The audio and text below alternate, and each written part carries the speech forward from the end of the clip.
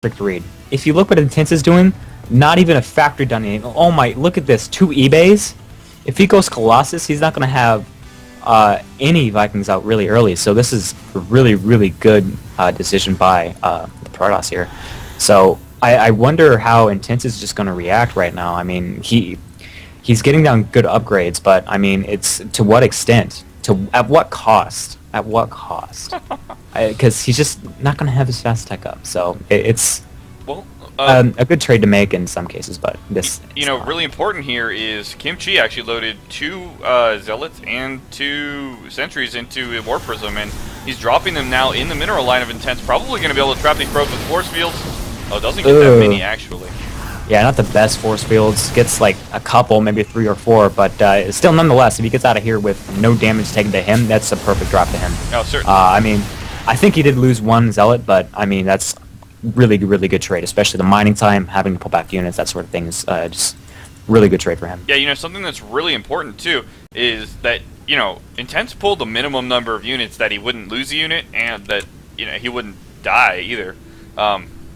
Because Kimchi was ready at the front, but when he saw there weren't that many units coming from this observer here, he knew he couldn't move in. And Kimchi actually taking an incredibly fast third, and Intense scanning it, man. That is crazy.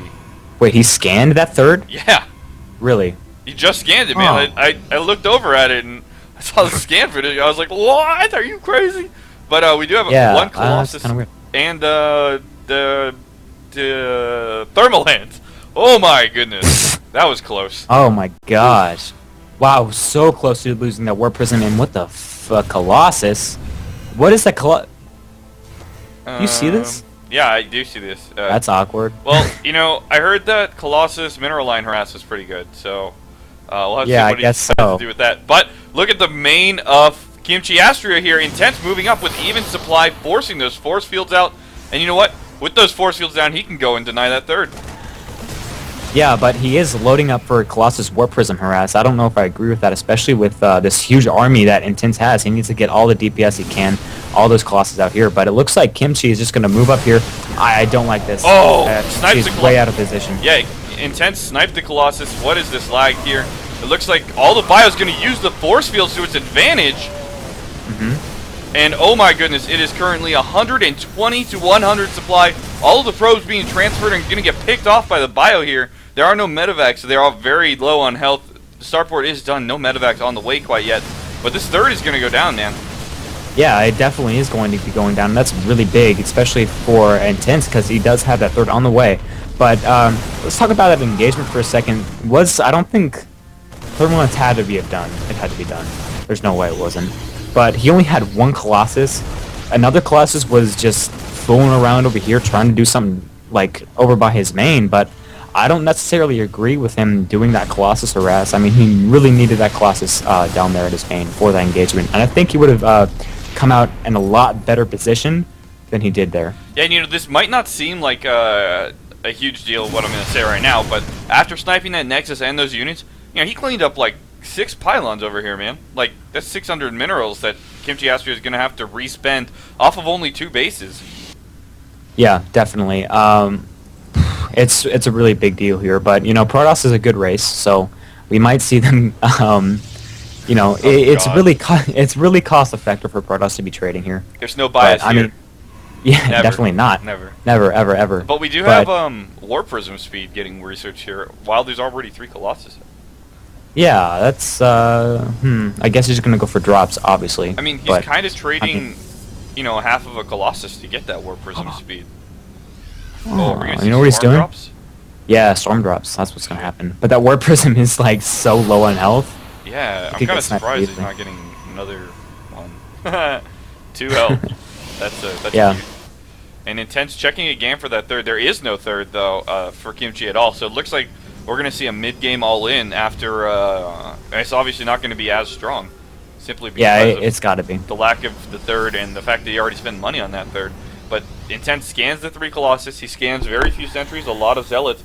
Is there charge? There is charge. So Protoss actually not in that bad of a spot here. Well, I said that and then I looked at the supply and like Well, Yeah, no, he's really far behind. I mean, the third, the economy, everything's just going in Intense's favor right now, except the Viking count could be a lot higher, especially because there's 3 Colossus on the field, and that's going to be really crucial to the Protoss army.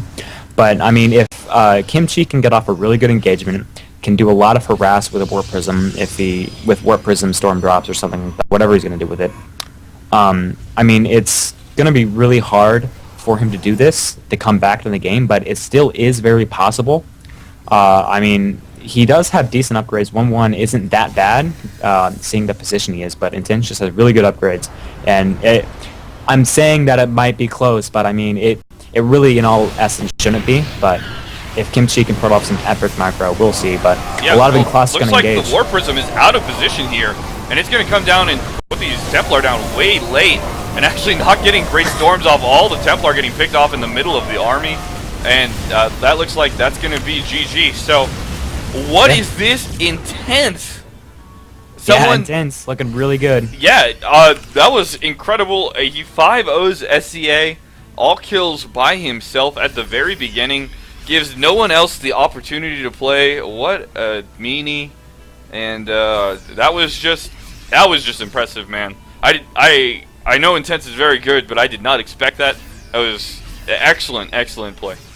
Yeah, definitely. Very, very good play by him, and not surprising because he's really good, like you said. But I mean, I don't know. I haven't seen him play much in these Clan Wars, and he obviously should be playing a lot more because he just all guild freaking SCA. So, props to him definitely for practicing a lot and getting up there with all the other really good pro player, low pro player sort of status. So I'd like to see what he does in the future for sure. Yeah, great job by Intent. So, thank you for casting with me, Psych. If you, well, no, not if you want to. Everyone, just go do it. Go follow Obviously. Team aiR on Twitter, at Team airsc. Go like us on Facebook. I'll post a link in the chat so you don't even have to do anything except click twice. Follow me on Twitter if you want, at airbuddha. You can follow Psych. He doesn't do anything on Twitter, but you can do it anyways. I do some stuff on Twitter. At PsychSC. Yeah. He trolls people or something. I don't know. Yeah. But thank you everyone for coming and watching. We have another Clan War tomorrow night at 5 p.m. Pacific, and another Clan War the next night at 6 p.m. Pacific, with multiple scheduled for next week as well. So please come watch us. We'll be in the NASL Team League qualifiers this weekend. We're doing so much. Thanks a lot for watching, guys. For sure. Peace.